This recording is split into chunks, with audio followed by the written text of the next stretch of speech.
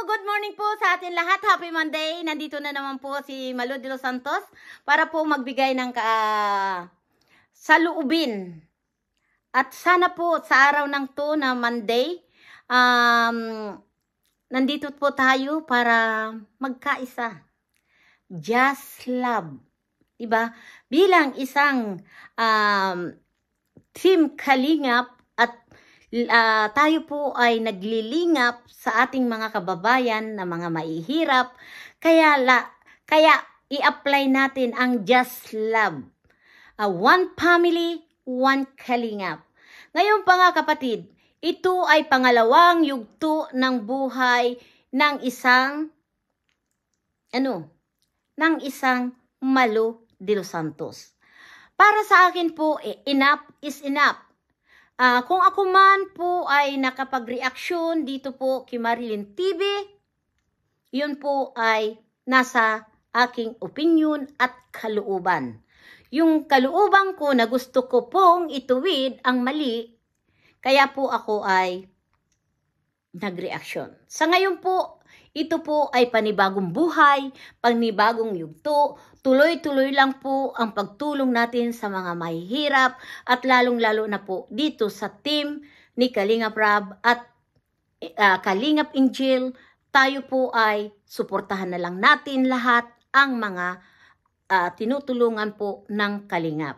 Lalong-lalo na po wala po tayo dapat dito na magmataasan, magmayabangan, dahil po tayo ay pantay-pantay lang po tayong lahat. Diba? Walang mayaman, walang mahirap, at walang matalino, walang bubo. Dahil dito sa social media, lalong-lalo na kung nasa charity tayo, alam nyo po mga kapatid, pantay-pantay lang. Dahil nandito po tayo sa loob ng charity, alam natin po yung mga ginagawa natin na pagtulong. Diba? Kung ano po ang kakayahan natin, yun lang. Wala na pong iba na dapat natin, tawag dun po yung, ay si ganito, wala po tayong dapat silipin. Maliit man o malaki ang itinutulong natin, basta yan po galing dito sa puso, iyan po ay sapat na. Diba? Ganun po ang charity. Kaya, ang masasabi ko lang po ngayon sa yugto ng buhay ko, pangalawang yugto ng buhay ko, ay kalimutan na natin po kung ano man ang mga nangyari. Basta tuloy-tuloy lang. At least po naparating na natin yung hindi dapat, yung dapat nating gawin. Yun lang. Basta po tayo ay nasa tama, go lang. Kaya mabuhay po ang Kalingap dahil nandyan na po lahat sa Kalingap ang mga putahe. Masaya, malungkot, may iyakan, may insultuhan, may payabangan. Nandyan na po lahat sa Kalingap, mga kapatid. Kaya ako po ay masaya na napabilang sa isang team na masasabi mo na nga, 'di ba? Na nandyan na. 'Di ba? May iyakan, may tawanan, may pagalingan, 'di ba? Kaya dito sa sinasabi natin na yung mga by Best Actor, ako po ang ina-award ko po na Best Actor of the Year si Bal Santos Matubang, 'di ba? Si Kuya Bal, siya na po yung Best Actor of the Year 2024. Magaling po siya, 'di ba? Kaya mga kapatid, wag na natin seryosuhin kung anong mga nangyari. Opo. Dahil yan po ay dito lang tayo sa social media. Kung ano man po ang mga nangyayari, yan po ay parte po yan ng social media. Kaya sa akin, ito nga, sinasabi kong just love. Kailangan po tayo ay magmahalan na lang bilang po isang team. Lalong-lalo na po kung tayo ay tumutulong sa ating mga kababayan na nangangailangan talaga ng tulong. Yun. Kaya ako sa mga viewers ko, maraming salamat. At higit sa lahat po yung mga tumutulong at saka yung naniniwala kay Malo de los Santos.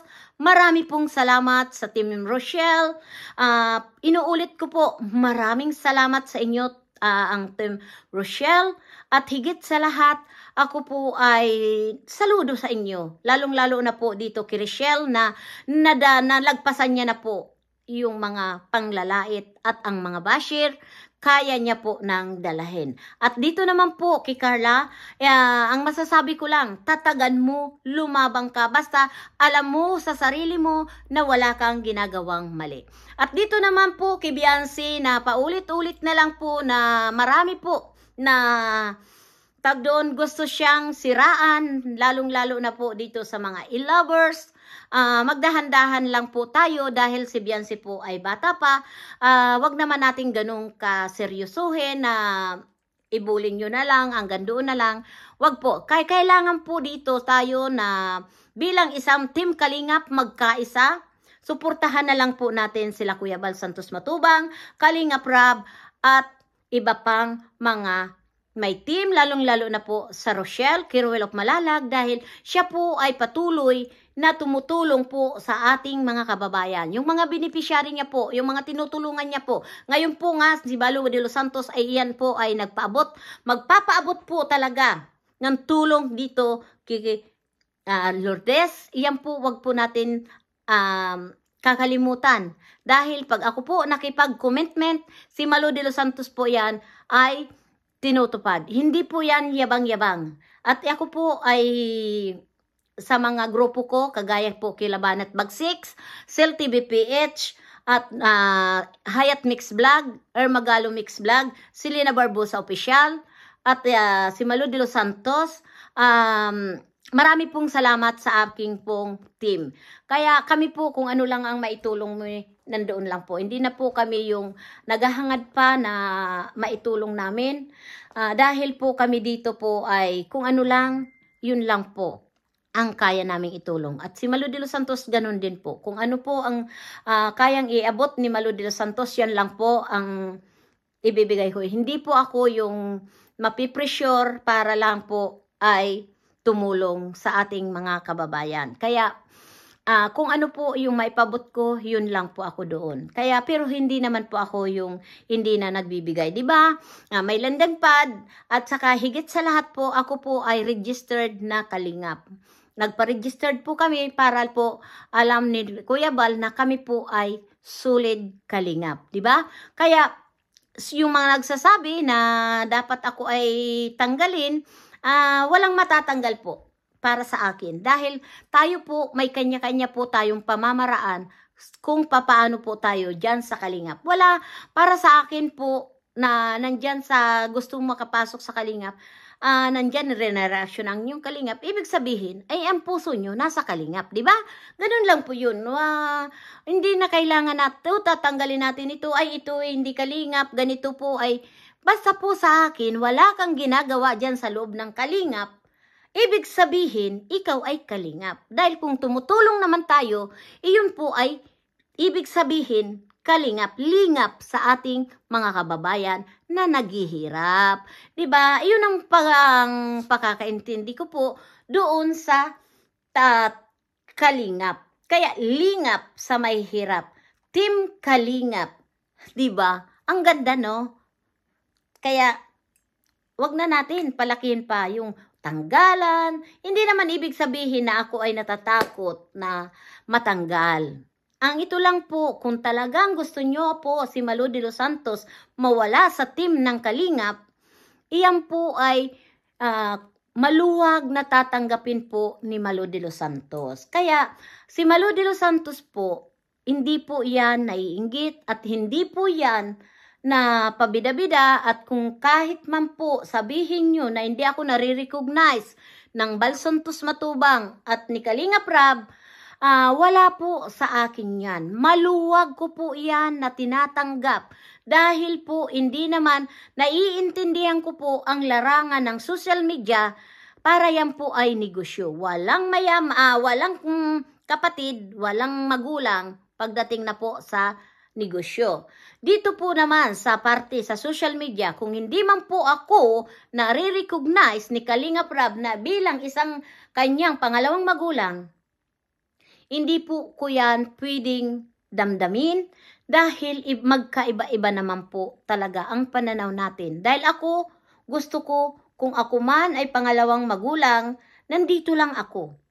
Kung anong problema, nandito lang ako. Anytime na nadamay ako, nagsusuporta ako na kahit hindi nyo ako nakikita, nandiyan pa rin ako nakasuporta, nakabantay sa inyo. At kung sasabihin nyo, ako po ay nakikisali sa marathon ni Kalingap Rab. Kaya, wag nyo ako. Dahil kami po ay marunong. Hindi po kami yung, ay, ganito, ganito, binigay ko, ganyan, nagmamarathon ako, nandyan ako para, hindi po ako ganyan. Nahihiya po ako. At alam po yan, na hindi ako mahilig ng tawag dito na wala naman akong kailangan, na kailangan ko kausapin si Kalingap Rab, kailangan ko kausapin si Kuya Bal.